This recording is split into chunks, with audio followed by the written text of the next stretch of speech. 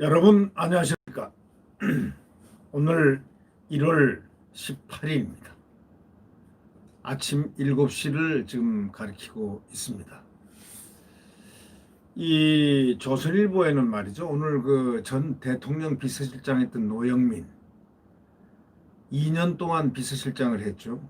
이분이 있을 때가 가장 윤석열 총장과 추미애의 어떤 갈등 구조, 추미애 아주 잘못된 그런 그 검찰 길들이기 이런 일들이 있었고 하여튼 일들이 너무 많았죠.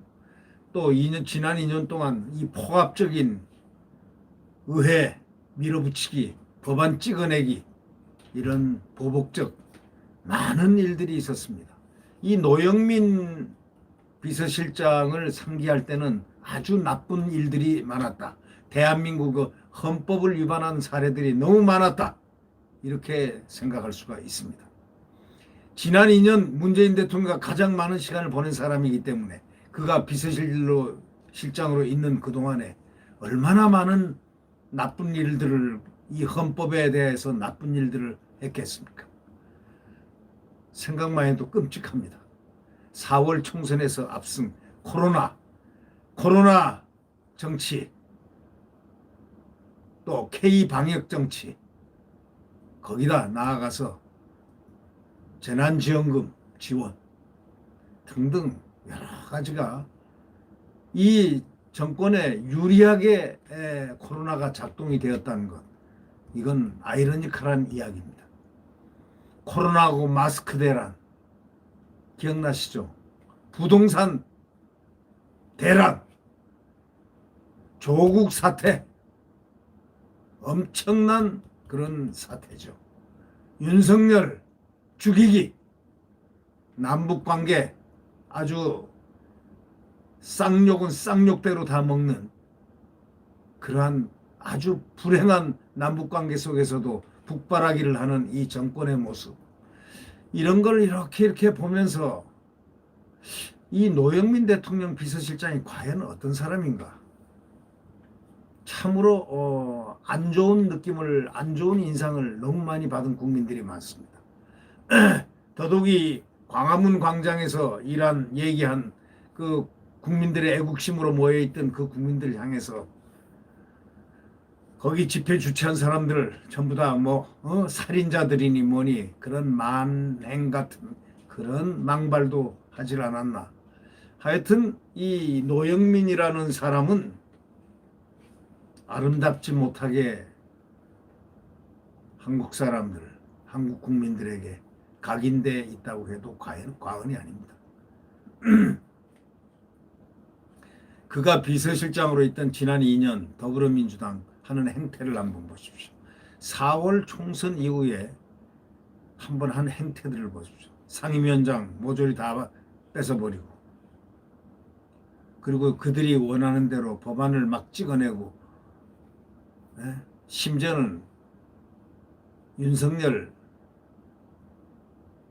대권 못 나오게 하는 법안까지도 발의를 할 정도니 이 사람들이 도대체 정신이 있는 사람들인지 정말 모를 정도로 말이죠. 대통령 지지율도 40% 이하로 떨어진 것은 이 노영민이 있을 때부터 시작된 겁니다. 다주택 논란으로 서울 반포하고 충주 아파트 모두 팔고 퇴임 전 그의 지역구인 청주에 전세를 지금 구했습니다. 청주에서 만나서 조선일보 정치부장이 직접 만나서 인터뷰를 한 것입니다. 그 내용을 한번 들어보시죠. 참담한 지난 2년간의 역사가 이 사람에 의해서 많이 움직여졌다는 것 생각하면서 말입니다.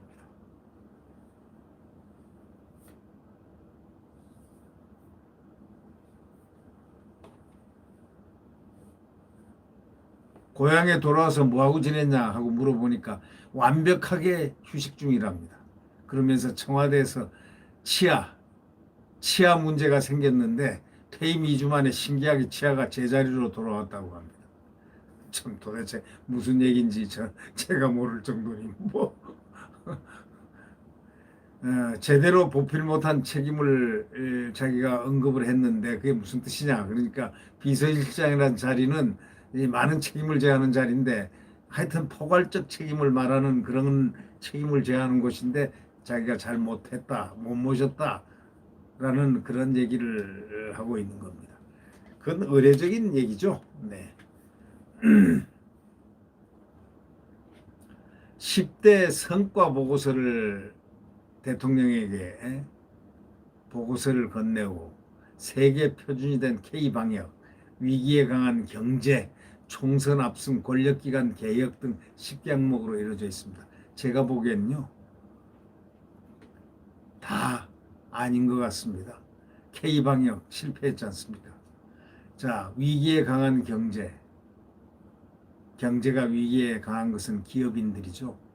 기업인들이 그렇게 땀 흘려 피땀 흘려 해놓은 것을 또 기업을 옥죄는 경제 3법을 통과를 시키고 한참 이 잘못한 것을 그 언제 업보를 받으려고 하는지 참 저는 이해를 못하겠습니다. 또 총선 압승한 거 이거 다 코로나 덕분이죠. 거기다가 재난지원금 덕분이고. 네. 권력기관 개혁이요? 그것은 불이기 좋은 대로 한 것일 따름이겠죠. 권력기관 개혁이요. 개혁이 된 곳은 검찰밖에 없습니다. 제대로 된 개혁이 지금 돼 있는 곳. 어떻게 됐느냐? 윤석열 검찰로 제자리 딱 돌아왔다는 것. 바로 이것이 개혁이 잘 된 바로 그것입니다.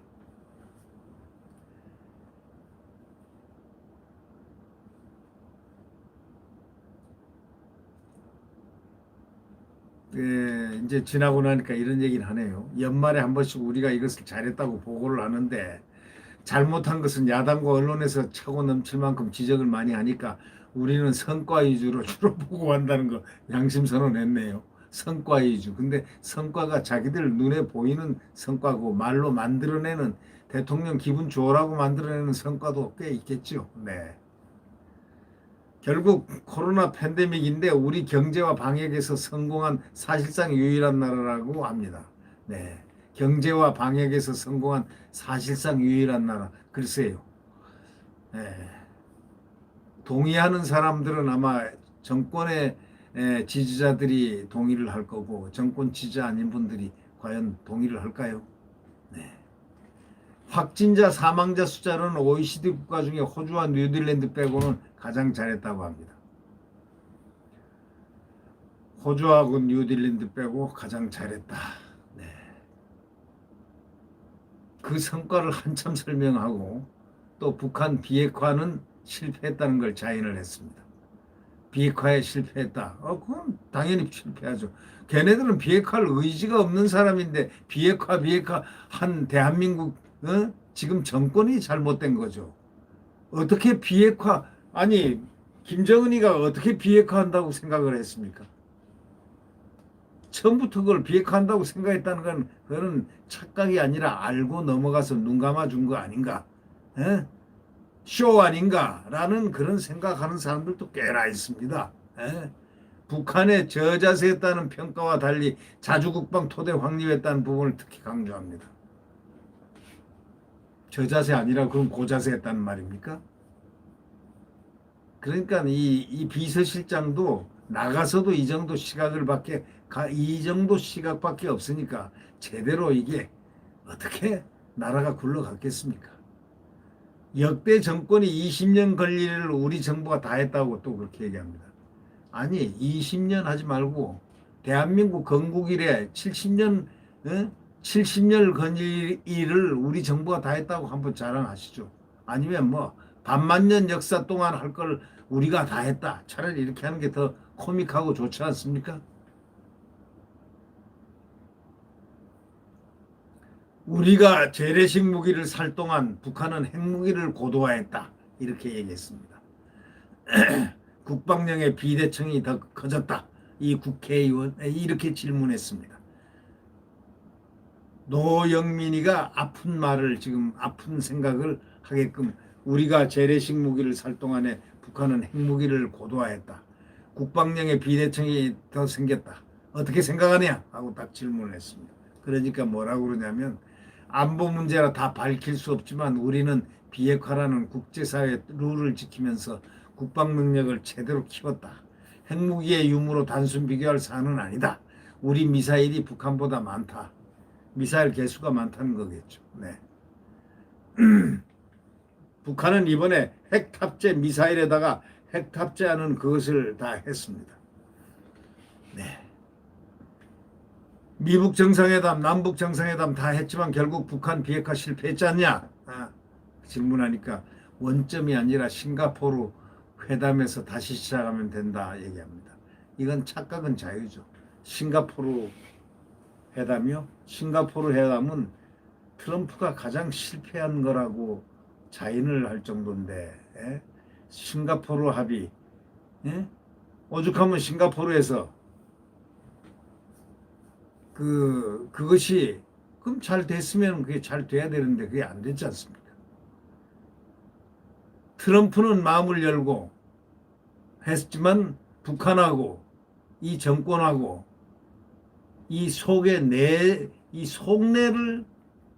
트럼프하고 솔직하게 이걸 하지 않았기 때문에 그렇게 된 거죠. 트럼프 대통령은 마음을 진짜 열었는데 오히려 마음을 열지 않은 쪽은 북한이고 가운데서 어떻게 이렇게 잘해보려고 막 바둥거렸던 그 친북 노선은 바로 이 정권이었고 그렇지 않습니까? 네. 성과 중에 주가가 사상 최고치 경신도 있었는데 대통령 반응이 어떠냐 하고 물어봤더니 대통령은 주식 시장이 상대적으로 저평가됐다고 생각하고 주가 하락을 겁내 삼천시대 돌입을 두려워서는 안 된다고 이렇게 생각하고 있다는 겁니다. 네. 이런 성과만 보고하고 잘못은 보고 왜 안 하냐 하고 질문을 했더니 잘못한 것은 야당 그리고 신문 일면에 그 도배를 하고 있으니까 대통령도 잘 알고 있다 이거죠. 대통령은 신문을 꼼꼼하게 읽기 때문에 인터넷 댓글까지 보기 때문에 대통령이 잘 알고 있으니까 민심을 왜곡한다는 것은 다 틀린 말이다 이렇게 얘기를 했습니다. 조금 뻔뻔스러운 말이라고 생각되지만 하여튼 들어보죠. 네. 그러니까 기자가 그러나 대통령은 민심과 자주 거꾸로 가지 않느냐, 역행하지 않냐. 특히 부동산 봐라. 또 윤석열 추미애 문제가 대표적인 게 아니냐. 민심하고 전부 거꾸로 했지 않느냐. 그 문제로 사과까지 했지 않느냐. 어떻게 생각하느냐. 에? 그러니까 다른 얘기는 하지 않고 말이죠. 윤석열 추미애는 이거 아킬레스건입니다. 대통령이 사과를 한 부분이기 때문에 말을 못하고 부동산만 얘기했습니다. 부동산 정책은 효과가 나오려면 4, 5년 걸린다고 했습니다. 또 슬쩍 발뺌하는 겁니다. 완전히 이건 오리발이죠.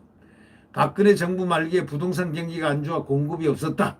그 여파가 이어진 것이다 해가지고 또 전 정권 탓을 했습니다. 이들의 이 속성이라든가 이 버릇은 전 정권 탓입니다. 그리고 저금리와 유동성, 과잉 등 구조적 문제도 있다. 부동산 정책의 오류라기보다는 구조적 한계가 있었다면서 꼭 이 전 정권 때문에 그렇게 됐다는 것을 계속 핑계를 치고 있습니다. 그러나 국민 누가 그렇게 생각하는 사람이 있겠습니까? 자기들이 잘못해놓고 말이죠. 왜 전 정권 탓을 합니까? 왜 대통령은 부동산 안정화를 국민에게 자신을 했을까요? 이렇게 질문을 했죠. 부동산 정책은 자신 있습니다 하고 대통령이 얘기했잖아요. 근데 왜 뭘 가지고 그렇게 했느냐고 질문을 하니까 최악의 경우라도 대통령이 부동산 가격이 오를 거라고는 말할 수는 없다.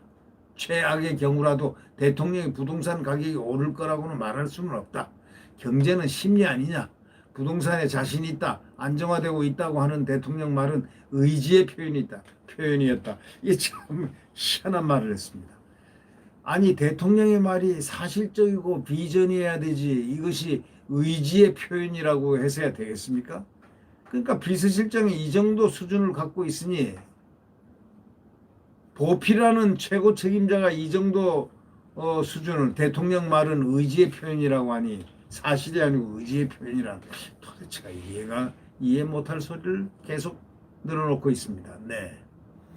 대통령에게 잘못된 정보를 보고한 거 아니냐 딱 했더니 1인 가구의 폭증 등 일부는 우리가 예측을 잘못했다. 하나 이실직고 했습니다. 1인 가구의 폭증 등 일부는 우리가 예측을 잘못했고 1년 사이에 30%가 넘었다. 그러나 큰 방향에서 잘못은 없었다 하고 또 뻔뻔스러운 그 얼굴을 내밀었습니다. 대통령이 부동산으로 대국민 사과를 했다. 책임감 못 느끼나? 그랬더니 그럴 리가 있나? 나에게도 책임이 있다. 대통령의 사과는 결과에 대한 것이다. 이렇게 얘기했습니다. 잘못한 건 알고는 있는 모양이네요. 화제를 추미애 윤석열 문제로 돌렸는데 부동산과 달리 절대 말을 열지 않습니다. 그 말은 100% 잘못했다는 것, 그 시인 아닐까요? 저는 그렇게 생각해 보는데요. 100% 잘못한 거죠. 윤석열 총장한테. 그리고 추미애는 100% 잘못한 거죠. 잘못하고. 윤 총장이 언급했던 임기를 다하라는 대통령의 메신저가 당신이라던데. 그러니까 누가 그랬나? 추 장관에게 사퇴를 권유한 메신저라는 말도 있는데 하고 기자가 질문을 했더니 현직 장관의 문제다. 지금 언급할 사안이 아니다. 지금 언급할 사안이 아니라는 겁니다. 끝나고 나면 그다음부터는 이제 조져버리겠다는 뜻인지 모르죠. 이 사태가 커지기 전에 추 장관을 경질할 수 없었나 했더니 나중에 기회가 되면 하자. 지금은 아니다. 나중에. 아주 그냥 추미애에 대해서는 아주 그냥 말을 절대 안 합니다. 왜? 당할까봐 그런 거 아닙니까? 한번 말 잘못했다는 진짜 아닌 말로 속된 말로 귓방명이 맞을까봐 그런 거 아닌가 싶은 그런 느낌도 드네요. 네. 윤 총장이 대선 주자로서 지지율이 높은데 어떻게 보냐 딱 했더니 그를 여론조사에서 빼면 될 일이다. 그 말이 이게 말 같자는 말을 합니다. 여론조사에서 빼면 될 일인데 왜 말들에서 빼라고 하지 않습니까? 윤 총장만 빼라고 그랬어요. 네, 여론조사 좀 빼달라고 2번이나 요청을 했습니다. 2월달, 9월달. 네. 빼달라보다 더한 소리입니다. 네. 윤 총장 본인도 민주당도 국민의힘도 모두 곤혹스러울 것이다. 이렇게 얘기합니다. 나는 윤석열 대망론이 실현될 가능성은 없다고 봅니다. 그 이유는 그것도 나중에 말하겠습니다. 이렇게 얘기했습니다. 곤란하면 나중에 얘기합니다. 곤란한 거는 나중에 얘기하고 윤석열 총장이 대망론이 실현될 가능성이 없다는 겁니다. 근데 그렇게 실현될 가능성이 없는데 왜 대선 안 나간다고 선언해라, 뭐 해라 등등 주문이 그렇게 많았습니까? 대선 여론조사에서 왜 빼달라고 안 하느냐 등등 왜 그렇게 대선에 대해서 관심 있는 말들을 갖다 관계된 말들을 이 정권이 많이 했습니까? 그 이유가 뭡니까? 그러니까 완전히 거짓말하고 있는 거죠. 지금. 네. 지금 이 정권은 제가 보기에는 윤석열 때문에 제일 겁을 내고 있습니다. 왜냐하면 윤석열은 수사를 했던 검찰총장 수사 베테랑입니다. 만에 일이라도 자기네들이 대망론이 성공할 수 없다고 하니까 그 전제를 깔고라도 만에 일 성공해서 만약에 대통령이 된다면은 이 정권의 적폐를 가장 잘 아는 사람이 윤석열 총장 아니겠습니까? 윤석열 총장이 적폐 청산을 갖다가 깨끗하게 제일 잘할 수 있는 사람 아니겠습니까? 그렇다면 윤석열 총장을 가장 두려워하고 무서워하는 이유가 그 이유 때문 아닌가요? 그렇게 생각할 수도 있는 부분이 있죠. 네. 결국 윤석열 총장에게 포커스가 가는 것입니다. 이 정권이 가장 두려워하는 것은 윤석열입니다. 뭐 그가 뭐 대통령이 되고 안 되고를 떠나서 윤석열이 가장 두렵죠.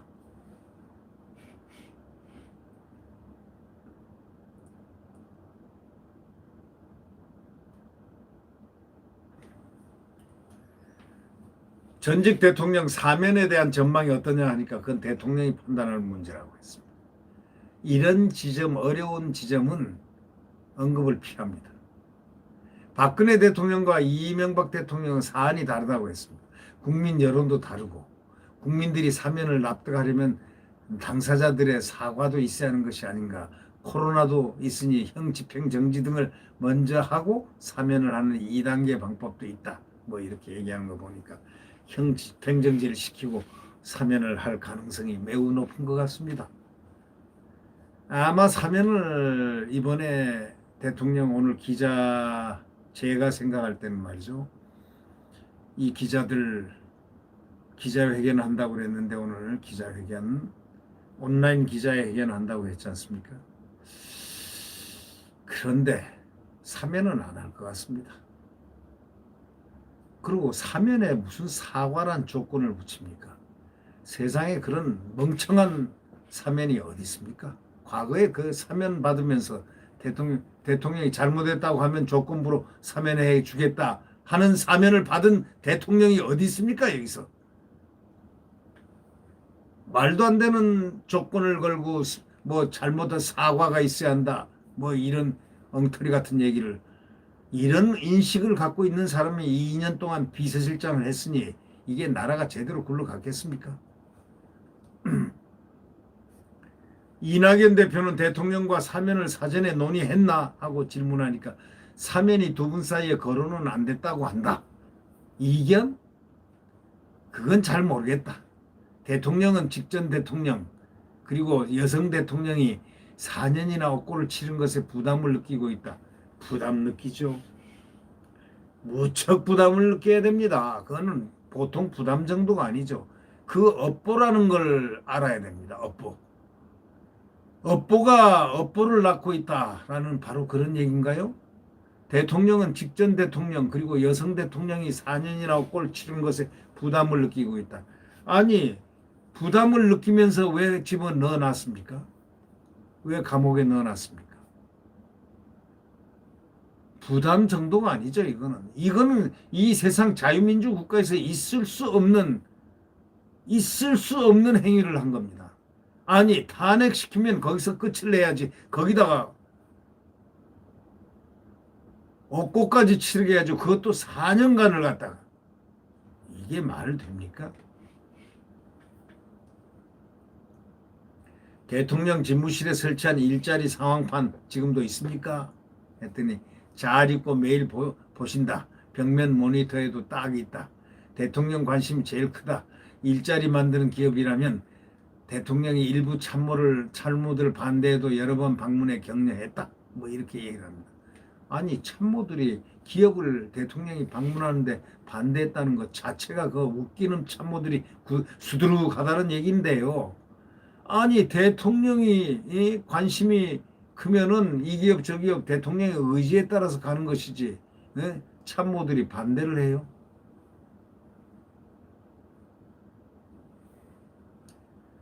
하지만 일자리 성적이 나쁘다 이렇게 했는데 지금 일자리 포함한 것들 전부 다 노인네들 나이들 든 사람들 뭐 꽁초 죽고 뭐 죽고 하는데 한 3시간 뭐 일주일에 몇 번 일하고 월급 얼마 주고 하는 수당 얼마 주고 하는까지 일자리로 다 쳐가지고 했다는 그런 얘기가 있지 않습니까?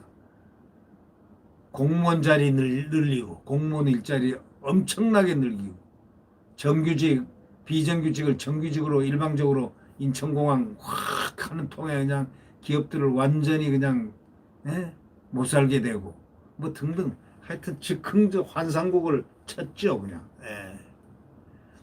탈원정 정책에 대한 감사원의 감사와 검찰 수사에 대해서는 감사나 수사의 대상이 아니다 이렇게 말을 잘랐습니다. 감사나 수사의 대상이 아니면 나라를 팔아먹어도 되겠네요. 그러면. 아니, 말도 안 되는 얘기죠. 감사 받을 건 받고 수사 받을 건 다 받아야죠. 아니, 대통령이 살아있는 권력도 잘못하면, 조금이라도 잘못하면 여지없이 그는 끝까지 수사하라고 그렇게 얘기했는데 무슨 말을 이렇게 하십니까? 탈원전 정책에 대한 감사원의 감사라든가 검찰 수사는 지극히 온당하고 국가 이익과 국민의 이익이 관련되는 것이기 때문에 그 얼마나 당연한 겁니까? 네. 당연한 거죠. 이걸 당연한 걸 수사 대상이 아니라는 이 비서실장의 인식 자체가 바로 문제입니다. 이분은 나중에 말이죠. 이런 부분에 대해서도 책임을 져야 될 이유가 있습니다. 지난 2년 동안에 이 대한민국 국정에 표류를 시킨 장본인일 수도 있거든요. 그는 코로나 확산의 계기가 됐던 광화문 집회 참석자를 두고 살인자라고 말해서 논란이 굉장히 된 적이 있었습니다. 그래서 지금도 살인자라고 생각하나 하고 기자가 탁 질문하니까 확진자와 사망자가 많이 나와가지고 당국이 굉장히 마음을 쫄였는데 근데 광화문에 있는 분들은 너무나 떳떳했다 이거예요. 화가 나서 그런 말 했는데 적합한 표현은 아니었다고 합니다. 아니 지가 왜 화를 냅니까? 국민들이 화가 나서 광화문에 모여서 그 화가 나서 그걸 갖다가 풀라고 지금 하는 것인데 화가 난 사람은 광화문 국민이 화가 나 있는데 지가 왜 화가 나서 그런 말을 했습니까? 이런 경우를 속된 말로 정말 적반하장이라고 얘기합니다. 적반하장. 네. 사과할 생각이 없나? 이랬더니 이미 국회에서 유감 표명을 했다고 합니다. 유감 표명이요? 국민들한테 사과해야죠. 대국민 사과를 해야 되죠. 네. 이제 정치를 접고 조용히 삶을 사는 것이 좋을 듯 싶습니다. 네. 반포 아파트 놔두고 청주 아파트 먼저 팔아 발표해서 다주택 논란이 커졌는데 어떻게 생각해요? 청주 아파트는 중국 대사 나갈 때부터 빈 상태였고 반포 아파트에는 아들이 살고 있다. 청주 아파트를 먼저 내놨는데 대변인이 브리핑을 잘못했고 바로 정정했다. 그 문제로 사표까지 냈다. 도대체 무슨 말인지 모르겠습니다. 결과적으로 지금 무주택자냐 그렇게 얘기하니까 무주택자로 한번 살아보려 한다. 살아볼 만한 것 같다. 당분간 집 살 생각도 없다. 집은 주거 개념이지 재테크 수단이 돼서는 안 된다. 이 말은 상당히 바른 말 같기도 들립니다. 예, 그게 재테크 수단이 돼서는 안 되죠. 그건 옳은 얘기죠. 지금 이 노영민 전 비서실장이 이 얘기한 중에서 이 개념이 제일 맞는 개념인 것 같습니다. 집은 주거 개념이지 재테크 수단이 돼서는 안 된다는 개념. 네, 좋은 개념, 좋은 얘기입니다. 재임 2년 동안에 가장 기뻤거나 보람있던 일이 뭐냐 하고 물었더니 조금 정파적인가 솔직히 총선 승리 때가 제일 기뻤다고 했습니다. 그리고 주가 3천, 권력기관 개혁과 제도적 완성 보람이 있었다고 했습니다. 일본의 수출 규제에 성공적으로 대처한 것도 기뻤다고 합니다. 솔직히 말해서 국민하고 반대로 갔습니다. 국민하고 반대되는 기쁨을 많이 누렸군요. 네. 총선이 코로나 지원금 영향이 컸던 거 아니냐 하고 탁 물으니까 지원금이 도움이 될 수는 있었겠지만 결국 중요한 것은 방역과 마스크 대란 해결이었다. 대통령 지지율도 방역 성적과 관련이 있다. 부동산과 윤석열 사태는 이미 대통령 지지율에 반영됐고 현재 지지율 등락도 방역에 달렸다. 가장 힘들었던 때가 언제요? 하고 물었더니 취임 2달 만에 하노이 회담이 결렬됐다. 너무 아쉽고 충격도 컸다. 그러나 대화의 모멘텀을 유지하기 위해 노력했다. 그리고 조국 사태와 부동산 문제가 힘들었다. 다 내용성을 들어보면은 김정은이가 비핵화 의지가 있다고 미국에 이 대한민국 이 정권이 잘못 전달한 거 아닌가 하고 딱 급소를 넣었습니다. 그는 직접적인 대답을 안 했습니다. 대신에 이렇게 얘기했습니다. 북한의 비핵화와 미국의 조치가 단계적 동시적으로 이루어져야 했다. 근데 단계적 동시적으로 이루어지지 못했다고 엉뚱한 소리를 했습니다. 김정은이 비핵화 의지가 있다고 미국에 잘못 전달한 거 아닌가? 잘못 전달했다면 거짓말 전달을 한 거 아닌가? 이런 뜻 아니겠습니까? 기자가 물은 답이 질문이 그거 아니겠습니까? 미국에 잘못 전달한 거 아닌가? 거꾸로 전달한 거 아닌가? 알면서 이렇게 잘못 비핵화 의지가 있다고 의지가 없는데도 이렇게 말을 한 거 아닌가? 이런 뜻 아니겠습니까? 근데 거기에 대해서는 말을 피하고 있습니다. 임기 내에 남북관계 변화가 있겠나 하니까 두고 봅시다. 코로나에 달렸습니다. 북한은 선미국 후 남북으로 정한 것 같습니다. 미국 문제가 풀려야 남북 문제도 풀릴 것 같습니다. 북한에 너무 저자세 아니었나 하는 물어보니까 우리가 퍼준다고 하는데 이명박 박근혜 정부 때 북한에 다 줬다. 뭘 줬어요? 조금 줬지. 무슨 인도적인 문제에서나 줬지. 지금은 퍼주는 거고. 그런데 우리만 안 줬다. 이랬습니다. 인도적 차원에서 쌀을 주겠다고 했는데 북한이 거부했다. 지금 주면 안 되죠. 왜 안 되는 줄 아세요? 못 주니까 안 준 거죠. 주고 싶은 마음은 가는데 미국이 딱 감시를 하고 있으니까. 그러니까 어떤 방법으로 주는지는 모르겠지만 하여튼 지금 못 주는 거 아니겠습니까? 미국에서 오케이가 돼야 된다는 거 아닙니까? 또 김정일이가 우리가 준다면 통 크게 받았는데 김정은은 안 한다 이렇게 얘기했습니다. 그게 두 사람 차이다 이렇게 얘기하는데 이 얘기는 잘 이해가 안 됩니다. 평화를 강조하지만 서해 피격 사건도 있었는데 개성연락사무소도 폭파했는데 어떻게 생각합니까? 남북연락사무소 폭파는 북한이 오버한 것이다. 처음으로 얘기합니다. 오버했다는 거. 두고두고 회유할 짓을 했다. 네? 북한이 이거는 이제 제대로 얘기했습니다. 네. 대통령이 남의 말 잘 듣는 줄 아는데 대통령이 된 뒤에 독단적으로 바뀐 건가? 이렇게 했더니 동의할 수 없습니다. 대통령은 다양한 사람의 의견을 듣고 다양한 인사를 중용하려고 합니다. 구체적으로 말할 수 없지만 야권 인사 여러 명에게 장관직을 제안했었습니다. 뭐 이러면서 다양한 인사, 다양한 사람 의견을 듣는다. 여러분들 이거 동의할 수 있습니까? 글쎄요. 자, 뭐 여러 가지 문바들에 대한 거에 한 질문 요것만 하고 끝을 내겠습니다. 문 대통령은 소위 문바들에게 너무 기대는 거 아니냐 이렇게 질문하니까 대통령은 중도적이다. 외교에서는 한미동맹을 최우선하고 경제에서는 기업의 가치를 창출하고 세금을 납부하는 것을 확실하게 인정한다. 그런 측면에서 오히려 보수적이다. 다만 사회적 약자에 대해서 진보적이다. 이걸 국민들이 믿겠습니까? 대통령이 어떻게 중도적입니까? 좌편향이죠. 외교에서는 한미동맹을 최우선했습니까? 중국과는 어떻게 하고요?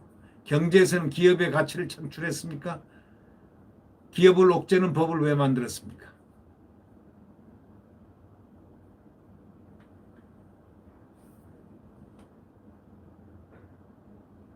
참 이해 못할 비서실장의 말이었습니다. 네. 네. 구독 버튼과 엄지를 눌러주시면 감사하겠습니다. 다음 소식을 함께 공유하도록 하겠습니다. 여러분 고교생 말이죠. 이 70%가 천안함 폭침이 없는 교과서로 배운다는 겁니다. 다시 말하자면 역사가 왜곡된 교과서로 배우고 그들이 지금 이렇게 살고 있습니다.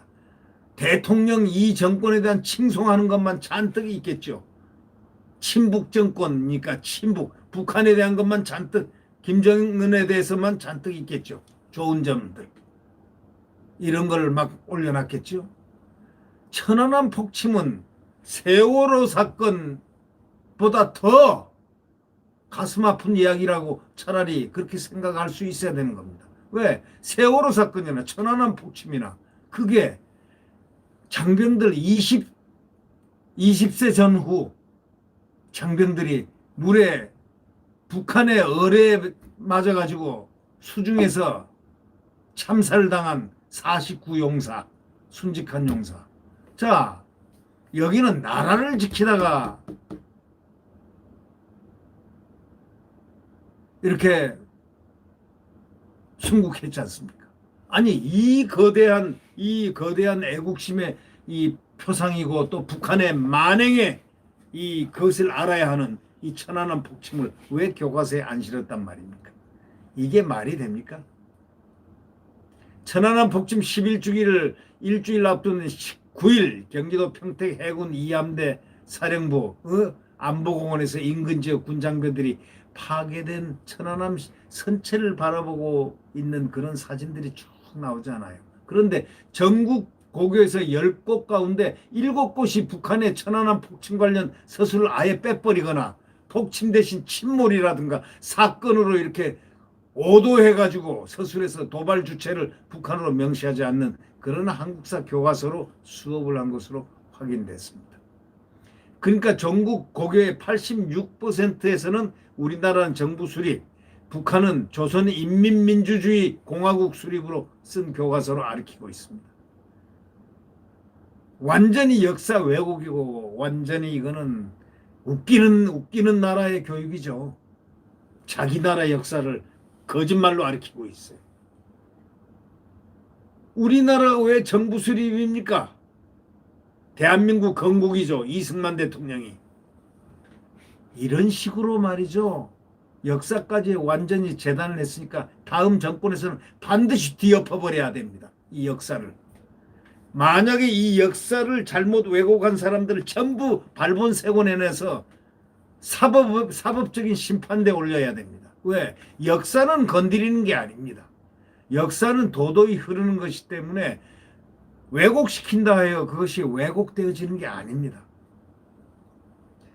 자, 로만 캐톨릭에서 십자군 전쟁이 여태까지 역사의 세계사 역사 중에서 십자군 전쟁이 캐톨릭의 책임이 없다고 그러고 거꾸로 상대방이 일으켰다고 했지만 나중에 교황 성화가 요한 바오로 교황 성화가 그렇게 얘기를 했습니다. 아, 이거는 카톨릭의 잘못이었다. 해서 십자군 전쟁의 역사가 뒤바뀐 적이 있습니다. 그게 역사는 그렇게 뒤바뀌게 돼 있습니다. 역사의 진실은 아무리 숨겨도 그게 나타나게 돼 있는 것입니다. 그래서 그 교황이 실제로 육성으로 이건 카톨릭이 잘못됐다. 역사를 십자군 전쟁을 잘못했다. 이렇게 선언을 한 바가 있지 않습니까? 그래서 오히려 더 훌륭한 그 교황성화의 그 칭찬을 더 받았죠. 역사를 바로 세웠다고 그래죠. 근데 지금 이거는 완전히 역사를 갖다 거꾸로 엎어놓고 있으니 말이죠. 이 교과서에다가 이게 되겠습니까, 이게? 유엔이 대한민국을 한반도 유일한 합법정부로 인정했는데도 조사 대상 1893개 고교 교과서에는 선거가 가능했던 한반도 내에서 유일 합법정부, 한반도 내에서 유일 합법정부 등으로 쓴 것으로 나타났습니다. 선거가 가능했던 한반도 내에서. 왜 선거가 가능한 말을 어떻게 그렇게 바꿉니까? 교육계에서는 현대사를 왜곡하거나 사실관계를 잘못 전달한 교과서로 가르친 것은 큰 문제라고 지금 교육계에서 지적하고 있다는 것. 바로 이 교육계 말이 맞는 겁니다. 자, 더 이상 많은 얘기가 있지만 얘기를 하지 않고 여기서 끝을 내겠습니다. 네, 구독 버튼과 엄지를 눌러주시면 감사하겠습니다. 네, 다음 사건을 얘기를 하겠습니다. 아, 네. 오늘 동아일보 사설에는 말이죠. 김학의 출금 위법 의혹에 대해서 법무부가 가당찮게 말이죠. 부차적 논란이라는 있다고 얘기를 한다는 겁니다. 어떻게 정부가 그럴 수가 있느냐 이거죠. 이게 말 됩니까? 아니, 김학의 출금 위법 의혹이 얼마나 큰 문제인데 법무부에서는 부차적 논란이라고 이렇게 치부해버립니다. 그러니까 사설에 탁 올렸습니다. 김학의 출금 위법 의혹의 부차적 논란이라는 법무부를 질타하고 있습니다. 지금 법무부 장관이 누구인 줄 아십니까? 추미애가 그대로 하고 있습니다. 이 정권은 참 이상한 정권입니다. 아니 작년에 연말에 뭡니까 추미애 사의설 나오고 또 청와대에서 사표했다고 사의 표명 이제 그만뒀다고 경질한다고 다 얘기 다 해놓고 아니 이런 법이 어디 있습니까? 지금 1월 18일입니다. 한 달여를 이렇게 가까이 돼가는 내 장관을 추미애가 대한민국의 뭡니까? 도대체 추미애가 무슨 권한이 대통령보다 권한이 셉니까? 아니면 추미애가 무슨 커다란 걸 쥐고 있는 사람입니까? 정말 이해가 안 되는 부분이죠. 그래서 이런 사람이 있는 장관으로 있는 지금 장관으로 현재 이미 그만둔 사람입니다. 박범계가 근데 그대로 자기는 근무합니다. 사직서를 안 냈다는 것 때문에 사직서 내고 안 내고 대통령이 다 경질한다면 그것이 끝나는 거 아닙니까? 차관을 뭐하러 놔둡니까? 차관. 직무대행하기 위해서 차관 놔두는 거 아닙니까? 위법 의혹이 제기된 김학의 전 법무부 차관 긴급 출국 금지 관련해서 법무부가 그저께 그렇게 얘기했죠. 출금 자체의 적법성과 상당성에 영향을 미칠 수 없는 부차적인 논란에 불과하다. 말도 고약하게 어렵게 합니다. 그런 입장문. 다시 말하자면 김 전 차관이 대검 과거사 진상조사단의 출석 요구에 불응했고 해외 도피 가능성이 제기됐고 법무부 장관은 직권으로 출금을 할 수 있는 법적 권한이 있다고 엉뚱한 얘기를 했습니다. 아니 법무부 장관이 출입 금지를 시킬 수 있는 법적 권한이 있죠. 근데 그게 문제가 아니고 김학의는 지금 민간인이다 이거야. 거기다가 검사가 수사권 없는 과거 진상조사위원회 여기 법무부에 파견됐던 그 이규원 검사가 가짜 수사번호, 내사번호 이런 번호들을 잔뜩 만들어가지고 가짜로 출국 금지시켰다는데 바로 여기에 허위 공문서 위조 이런 부분이 크게 문제가 되고 그것도 검찰의 이름을 팔아가지고 또 동부지검장이 자기가 이름이 대신 이래가지고 이게 말도 안 되는 위법한 그걸 지금 얘기를 하고 있는데 법무부는 저 엉뚱한 자다가 이게 봉창 긋는다는 얘기가 있죠. 봉창 긋는 소리를 합니다. 이게 대한민국 법무부입니다. 법무부는 인정할 거 인정하고 신할 거 신하고 잘못된 거 잘못했다고 해야 됩니다. 근데 지금 법무부가 그런 법무부입니까? 보았지 않습니까? 지난 1년 동안에 윤석열 검찰총장에 대한 그 야비한 그 검찰청법을 막 위반해가면서 마음대로 난도질하던 그 모습들을 봤지 않습니까? 포악한 모습들. 검찰은 당초 2013년 2015년 김 전 차관 별장 성접대 의혹에 대해서 수사를 2번이나 진행했지만 무혐의 처리된 겁니다. 2번이나 했습니다. 2019년 검찰 과거사위원회 권고로 검찰은 재수사를 진행해가지고 그것도 대통령 말 한마디에 딱 그냥 재수사한 겁니다. 김 전 차관은 2019년 기소됐고 항소심에서 뇌물수수 혐의로 실형이 선고됐습니다.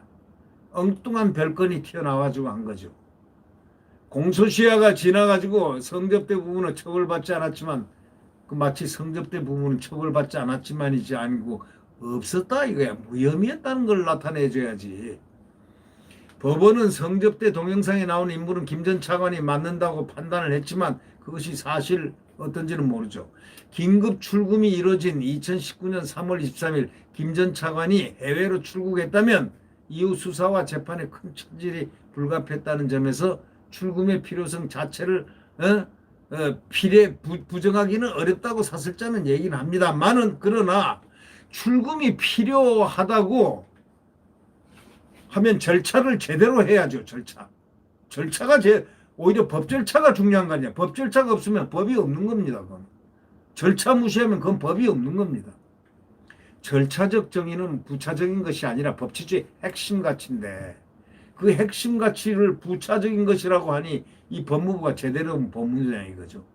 법무부는 입장문에서 진상조사단 소속 검사는 서울 동부지검 검사 직무대리 발령을 받은 수사기관에 해당되기 때문에 긴급 출금 요청을 할 권한이 있다고 밝혔지만 이는 무리한 해석이라는 겁니다. 또 법무부는 긴급 출금 요청이 없었다면 장관 직권으로라도 했을 것이라고 밝혔지만 가정을 전제로 한 해명은 의미가 없는 것입니다.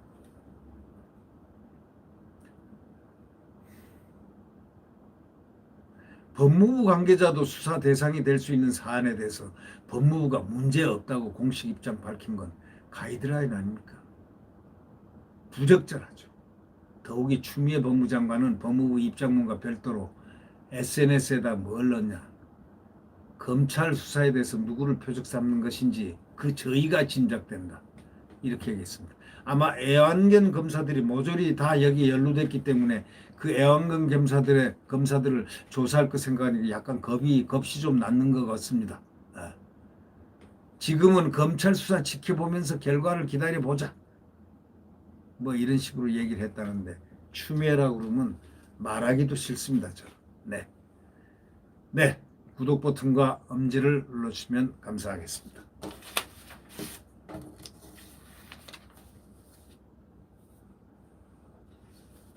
네. 이 지금 출금 요청할 때도 승인할 때도 전산에 빈칸으로 남겨뒀다는 것. 바로 김학의 불법 출금 사건입니다. 가짜 사건 번호를 12시간 지나가지고 입력을 딱 했습니다. 전산 조작을 한 거죠. 이게 참 대단한 사람들입니다. 2019년 3월 23일 0시 8분 이규원 대검 과거사 진상조사단 소속 검사가 김학의 전 차관에 대해서 긴급 출금 요청서를 법무부 산하 인천공항 출입국 부서에 제출했습니다. 서류에 기재된 요청기관은 대검 과거사 진상조사단, 사건 번호는 중앙지검 2013년 형제 65889. 이거 과거 8년 전 7년 전에 했던 거 그걸 딱 끄집어내 가지고 거기 번호를 붙였습니다. 이건 위법이죠. 큰일 날 위법이죠. 중앙지검 2013년 형제 65889. 이 사건 번호가 가짜였다는 겁니다. 2013년 김 전 차관이 성폭행 무혐의 처분을 받은 사건 번호를 절대 쓰면 안 되는 번호를 거기다 딱 갖다 오려 붙여놓은 겁니다. 김 전 차관은 0시 10분쯤 출입국 직원들로부터 출국 금지됐습니다. 통보받고 태국행 비행기 탑승 제지당했습니다. 자, 인천공항 출입국 공무원 A씨는 이렇게 얘기합니다. 김 전 차관 출금이 집행된 이후에 이날 0시 34분 출국 금지 요청을 전산 입력했답니다. 사건 번호라는 비워뒀다는 겁니다.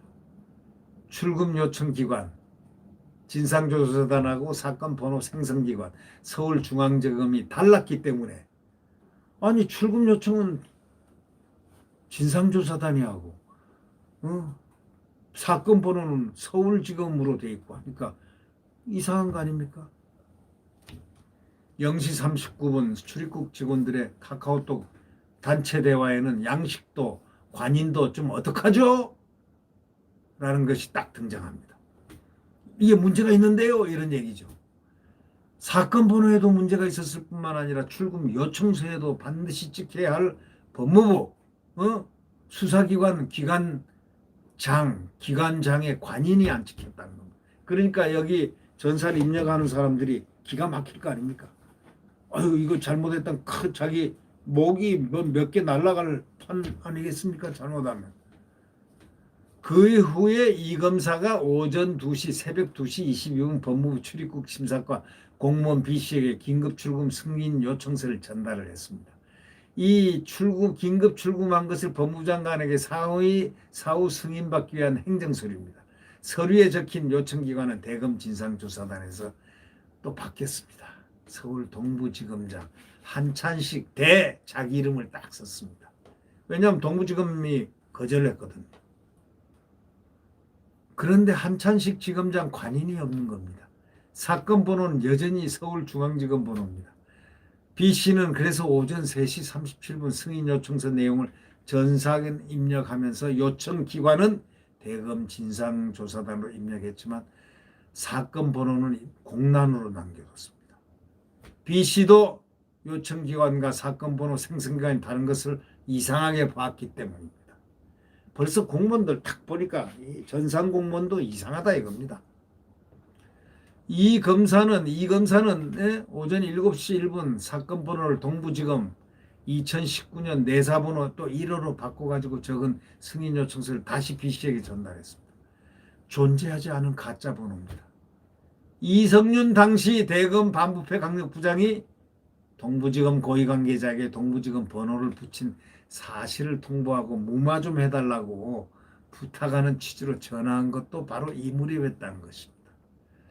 오전 8시 20분쯤 B씨와 출입국 심사과 서기관 C씨 카카오톡 대화에 따르면 긴급 출금 승인을 두고 법무부 출입국 간부 사이에도 이견이 굉장히 많았다는 겁니다. 출입국 심사과 과장은 승인하지 말자고 했다는 겁니다. 사건 번호가 내사 번호에서의 긴급 출금 대상인 피의자로 볼 수 없다. 딱 얘기했다는 겁니다. 내사 번호 자체가 가짜라는 사실까지는 몰랐던 것으로 보이지만 하여튼 이건 다르면 안 된다는 거죠. 하지만 상급자였던 차규균, 이 사람은 민변 출신입니다. 차규균, 출입국 외국인 정책본부 본부장. 이 사람은 원래 검사들이 그들이 하던 자리를 갖다가 개방직으로 딱 돌려버리고 출입국 외국인 정책본부 본부장 자리는 개방직으로서 이 사람이 들어왔는데 차규군. 이 사람이 피의자인지 여부는 수사기관이 판단할 사항이라며 승인을 지시했습니다. 이에 따라서 B씨는 긴급 출금 승인을 전산에 입력한 겁니다. 그렇지만 사건 번호는 여전히 비워뒀습니다. 그런데 이날 낮 12시 31분 B씨는 비어있던 사건 번호란에 동부지검의 가짜 내사 번호를 입력했습니다. 출금 요청서 접수로부터 12시간이 지나서 했습니다. 하여튼 이런 식으로 해서 전산 조작을 B씨 단독 행동으로 보기가 어렵다는 겁니다. 낮 12시쯤 B씨와 동료의 카톡 대화에는 당시 법무장관 정책보좌이던 바로 이종근 대검 형사부장이 등장합니다. B씨는 정책보좌관 한 분이 계속 와서 얘기합니다. 계속 검찰에 전화해서 여기 법무부 출입국 심사과 얘기하는 것 같다 했습니다. 법무부 차원에서 불법 출금을 사후 은폐한 무마한 정황인 것입니다. 그러니까 완전히 이거는 엉터리 중에 엉터리, 지금 의혹이 잔뜩 있는 겁니다. 의혹이 절대 안 풀릴 겁니다. 이게 곧 풀릴 거죠. 네, 언젠가는 풀릴 겁니다. 검찰이 수사를 하고 있으니까 윤석열 검찰이 수사를 하면 풀립니다. 네. 네, 구독 버튼과 엄지를 눌러주시면 감사하겠습니다. 자, 지금은 광풍이 부는 암흑시대입니다. 이제 내일 태양은 다시 떠오릅니다.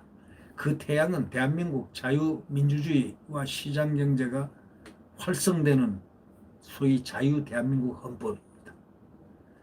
대한민국, 진정한 자유 대한민국 자유민주주의와 시장경제가 뛰노는, 한미동맹이 뛰노는 그러한 나라가 곧 펼쳐질 것으로 믿어 의심치 않습니다.